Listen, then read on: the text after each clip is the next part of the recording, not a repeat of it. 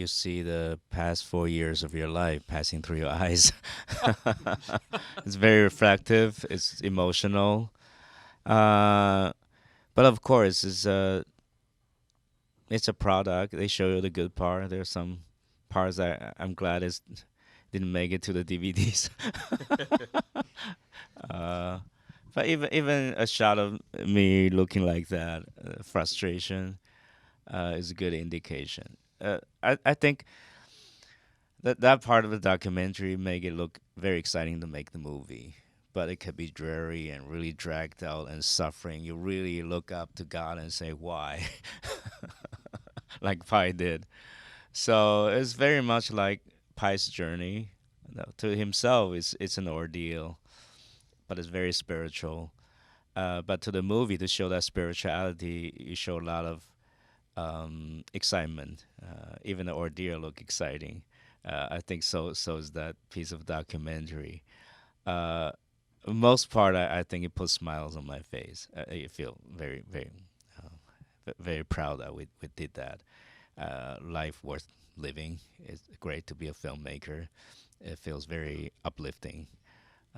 It's a feel good thing to watch.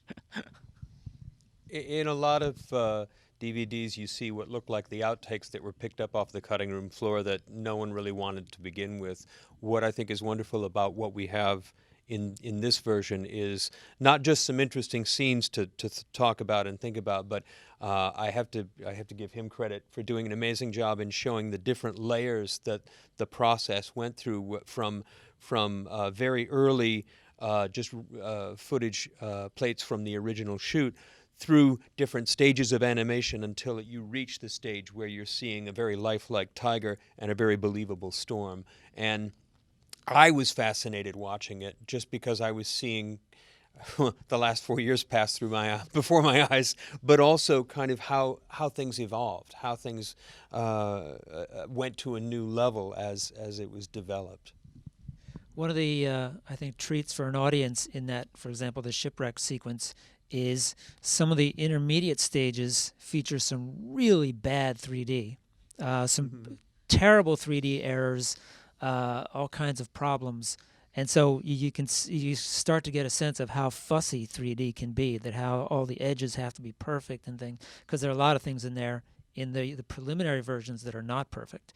And hopefully an audience will find some of that interesting. You get to begin to get a sense of how difficult 3D actually is.